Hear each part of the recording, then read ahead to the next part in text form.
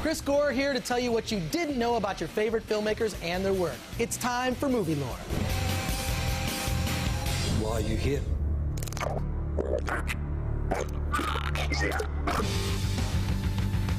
Today we're looking at Peter Jackson, the Kiwi filmmaker whose latest production is the sci-fi film District 9. There's a lot of secrets in District 9.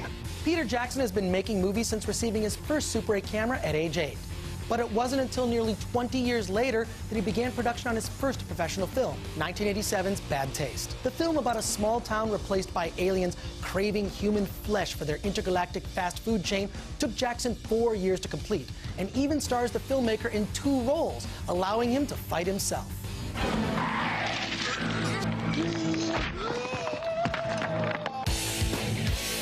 PJ wrote a number of scripts following Bad Taste, including a never-made Nightmare on Elm Street script. But his next film ended up being Meet the Feebles, a dark, satirical musical comedy starring a cast of Muppet-like puppets.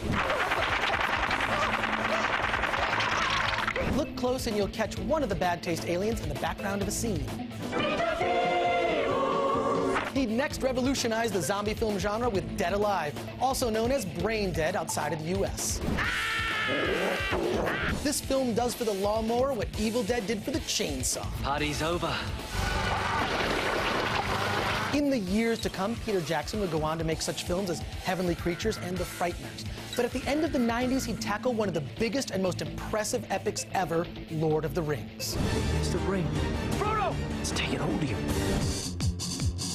While the film would eventually shoot as a trilogy for New Line Cinema, Jackson had actually been involved with the production for a few years at Miramax, who had wanted him to condense the lengthy tale into one film. I will be dead before I see the ring in the hands of an elf! During the shooting of the trilogy, the core fellowship all got tattoos of the elvish symbol for 9. To commemorate the film wrapping, Jackson too became an unofficial fellowship member with his own tattoo of the elvish symbol for 10.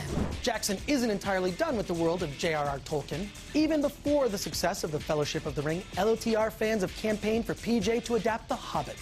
A dispute between Jackson's production company and New Line Cinema derailed the film for a while, but Jackson is set to produce a 2-part Hobbit film with Guillermo del Toro directing for release in 2011 and 2012. There will be no dawn for men. While PJ's next directorial effort is an adaptation of Alice Sebold's acclaimed novel The Lovely Bones, he's the producer responsible for getting Neil Blomkamp's District 9 made. Based on Blomkamp's short film Alive in Joburg, District 9 came about after a live-action Halo film that the duo were trying to make together fell apart after budgetary concerns. District 9 is their way of showing they can make a kick-ass film on a shoestring budget, something Peter Jackson knows all about. I'm Chris Gore, and that's it for Movie Lore.